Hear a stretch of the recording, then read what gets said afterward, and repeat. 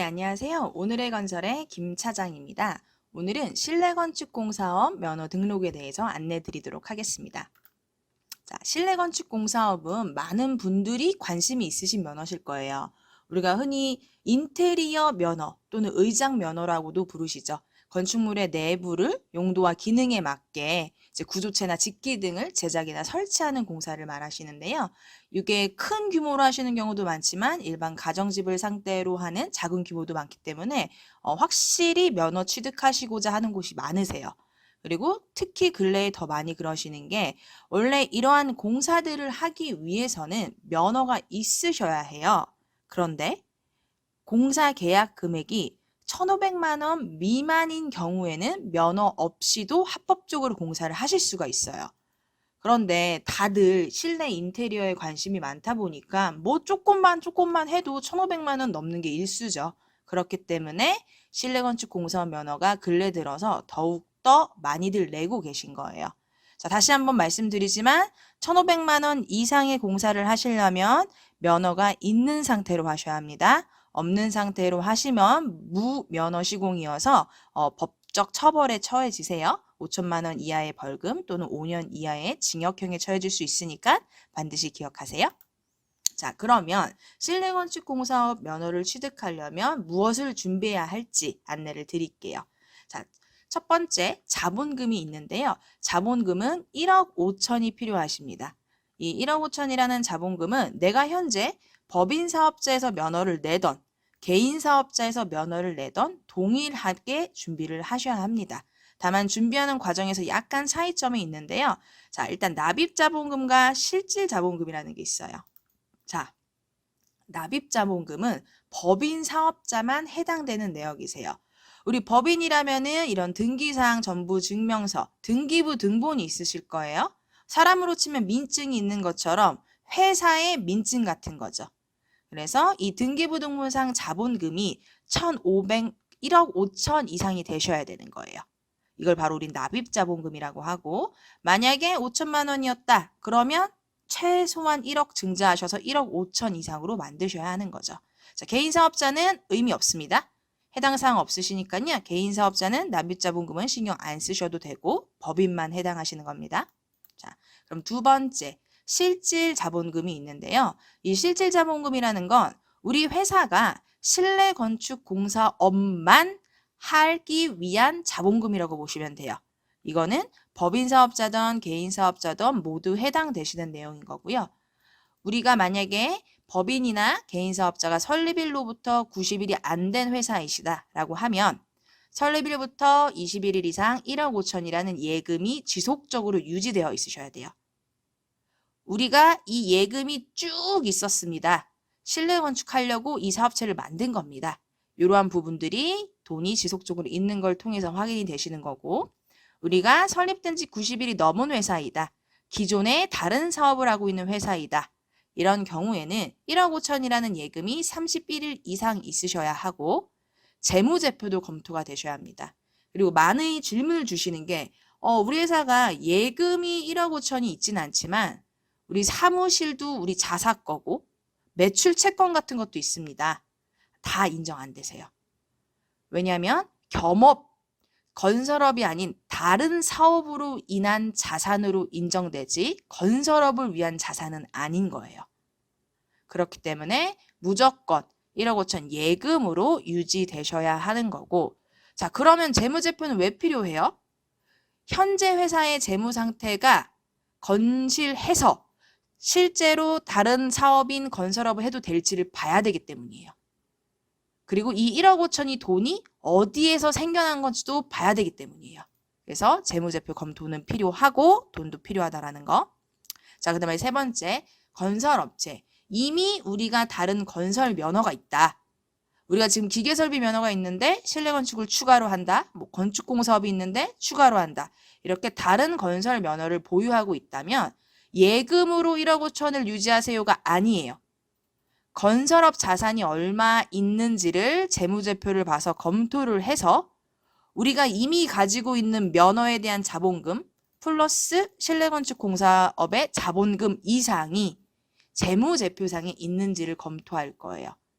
극단적으로 우리가 예금은 5천만 원밖에 없어.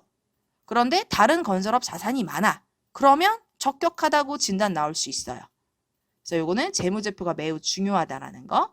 그래서 현재 우리 회사의 상황이 신규냐, 뭐 다른 사업하고 있냐, 다른 건설 면허 있냐에 따라서 실질자본금을 판단하는 기준점이 다 달라지는 겁니다. 자, 그래서 납입자본금과 실질자본금을 모두 검토해서 문제가 있냐 없냐, 자본금이 있냐 없냐라는 확인해주는 보고서 발급이 필요하고요. 그 보고서를 재무관리상태 진단 보고서라고 합니다. 이 보고서 같은 경우는 회사 내부에서 직접 작성하신다거나 기장을 해주시는 세무사님을 통해서의 작성이 불가능합니다. 왜냐하면 내가 내 거 작성하면 당연히 다 적격해 라고 하겠죠. 그래서 외부 전문 업체를 통해서 발급받으셔야 되는 서류이시고요. 저희 해솔 C&I에서도 빠르고 정확하게 발급해드리고 있으니까 궁금하신 부분 있으면 여기 031-698-2323 이 번호로 연락 주시면 제가 뭘 준비해야 되는지, 우리 현재 회사는 어떤 상태인지, 얼마나 빨리 보고서가 나올 수 있는지 상세하게 안내드리도록 하겠습니다. 자, 두 번째 등록 기준은요, 공제조합입니다. 자, 이 공제조합이라는 곳이 건설업체를 대상으로 다양한 보증을 해주는 기관입니다. 우리 뭐 서울보증보험 이런 거 들어보셨죠? 비슷한 역할을 하는 곳이라고 보시면 돼요. 이게 건설업이라는 것 자체가 좀 위험도가 있을 수 있는 사업이고 국민 건강, 안전에 굉장히 밀접해 있다 보니까 면허를 따서 일을 하려면 이렇게 보증을 받을 수 있는 업체만 면허를 따야 한다는 겁니다. 그러면 이 공제조합에서 우리 건설업체를 보증해 주는데 그냥 해줄 수는 없잖아요. 그래서 일종의 보증금을 예치하셔야 되고요. 이 금액은 예치 시기에 따라 차이가 있고요. 현재 기준으로는 약 5,080만 원 가량이세요. 자, 이 돈은 보증금이기 때문에 내가 면허 냈으니까 이제 빼야지 안 되세요. 2년 동안은 아예 출금 불가능하시고 2년 이후부터도 일반 출금이 아닌 융자, 내 돈이지만 내가 이자 내고 융자로 하셔야 되고요. 다만 내가 더 이상 실내건축 공사업을 안 해. 면허를 반납해 버릴 거야. 그러면 일반 출금하실 수 있는 거죠. 그래서 이 공제조합에서 요하는 각종 신청 서류와 그리고 이 금액을 예치하시게 되면 보증 가능 금액 확인서라는 걸 발급받으실 수가 있고 이 서류를 면허 접수할 때 함께 제출하셔야만 합니다. 자, 세 번째는 기술자인데요. 자, 우리 기술자가 2분 이상이 있으셔야 돼요. 이 기술자 같은 경우에는 내가 기술이 있다고 해서 기술자가 될 수 있는 건 아니고요. 관련된 자격증이 있으셔야 하고 대표적인 자격증으로 우리 기술인협회에서 발급하는 건축 분야의 경력 수첩이 있으시거나 또는 국가기술 자격증도 가능하신데요. 국가기술 자격증은 사실상 되는 게 수십 가지예요. 그래서 제가 여기다 다 쓰지 못했고 그중에 가장 많이들 갖고 계신 게 건축도장기능사나 도배기능사, 뭐 전산응용 건축제도기능사 요거를 특히나 많이 갖고 계시더라고요. 그리고 만약에 우리가 지금 자격증이 하나도 없어. 그러면 건축도장기능사 따는 것도 한번 고려해 보세요. 필기시험 따로 없고 실기만 있다 보니까 보통 한 2일에서 3일 정도 사설학원에서 교육 받으시면 금방 따시더라고요. 그래서 자격증 있는 분 2분 있으셔야 되고 그리고 이 기술자 정말 중요한 거 상시근로가 필수이십니다. 면허를 내고자 하는 회사에 4대 보험 등록되어 있으시고 정직원이어야 된다는 말이죠. 그리고 다른 회사에 이중으로 등록되어 있거나 아니면 별도의 개인사업자 운영하시면 안 돼요. 개인사업자 운영해도 되는 거 딱 하나, 임대사업. 임대사업은 내가 일을 할 필요가 없잖아요. 내가 건물이 있어서 그냥 전세 받거나 월세 받는 거니까. 그래서 다른 곳에서 일할 필요가 없는 사업체만 가능한 거예요. 그래서 상시근로가 필수라는 거 꼭 기억해 주시고요. 자, 마지막으로 사무실이 있는데요. 사무실 같은 경우에는 면적에 제한은 없어요. 대신에 사무 집기들, 누가 봐도 사무를 할 수 있게 꾸며져 있어야죠. 책상이나 컴퓨터, 전화, 팩스 이런 건 기본적으로 있으셔야 되고요. 그리고 정말 제일 중요한 거, 바로 건축법상 용도입니다. 우리가 건축물 대장을 떼면 누구나 떼실 수 있어요. 이렇게 용도가 나와요. 이 용도가 근린생활시설이나 사무실일 경우에 큰 문제가 없어요. 그런데 애매한 애들이 있고 절대 안 되는 애들이 있어요. 일단 무조건 되는 거. 제2종 근린생활시설 가로치고 사무소. 이건 완벽해요.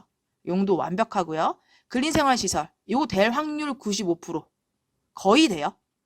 그리고 애매한 거 여기서부터 시작이에요. 창고시설 가로치고 사무실? 이거 애매해요. 이거는 무조건 지역 관청 통해서 됩니까 안 됩니까 확인해야 될 상황. 공동주택? 이거 무조건 안 돼요. 이거는 무조건 안 되니까 이사 가야겠다 마음 먹으시고, 만약에 용도가 사무소나 근린생활시설로 되어 있지 않다면 관청에 무조건 확인해야 된다라는 거 꼭 기억하시기 바랍니다. 자, 제가 지금 사무실에 대해서 자꾸 관청에다 확인해라 하는데 이 이유가 뭐냐면요. 법에 용도에 세부적으로 뭐는 되고 뭐 창고시설 사무실은 안 되고 뭐는 안 되고 이런 식으로 써 있지가 않아요. 그렇기 때문에 판단을 하는 기준이 그 지역 관청이 얼마만큼 수용을 해주냐가 사실 되게 관건이 돼버렸어요. 예전 같은 경우에는 지식산업센터 많이 됐거든요. 요즘 지식산업센터도 안 되고요. 대부분 안 돼요. 되려면 무슨 벤처 인증서를 갖고 와라 하는 데도 있고 그거 갖고 와도 안 된다는 데 있고요. 공장 옛날에 되게 그냥 무조건 됐거든요. 지금은 또 되는 데 있고 안 되는 데 있고요. 되게 다양해요. 그래서 꼭 반드시 확인하셔야 돼요.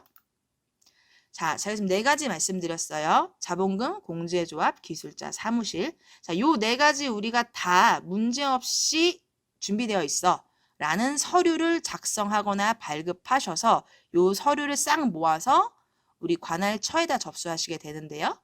관할처는 우리 사무실이 어디에 있냐에 따라 달라져요. 만약에 경기도 성남시에 있다. 성남시청이 관할시청 될 거고, 서울 영등포구에 있다. 영등포구청이 또 관청이 돼요. 그래서 이 관청에다가 서류를 제출을 하면 서류가 문제 없다라는 전제 하에 검토를 하고 지역에 따라서 사무실 직접 나와서 사무실 실사를 보고 가는 것도 있어요. 그렇게 해서 면허가 나오는 과정이고요. 이거 많이 물어보세요. 얼마나 걸릴까요? 면허 발급받는데. 일단 서류 준비가 회사가 얼마큼 빨리 하냐에 따라 달라지겠죠. 신규 설립한 회사를 기본으로 가장 빨리 서류를 준비하신다라고 하면은 22일째에 접수할 수 있고요. 접수하고 면허 나오는데 보통 2, 3주 걸려요. 한 달 반 정도에서 많게는 2달 정도 잡으시면 될 것 같아요. 자, 저희 해솔 C&I는 이러한 건설 면허를 발급받는 모든 과정을 컨설팅해 드리고 있어요. 법인을 설립하는 것부터 증자한다거나 아까 말씀드렸던 그 재무관리 상태 진단 보고서 발급도 해드리고 공제조합이나 관청에 필요로 하는 서류를 발급하고 작성해서 접수하는 것까지 함께 하고 있으니까요. 궁금하신 점이 있으면 언제든 저희 해솔 C&I 031-698-2323으로 전화 주세요. 그럼 제가 친절하고 정확하게 안내 드리도록 하겠습니다. 네, 이상 오늘의 건설의 김 차장이었습니다. 감사합니다.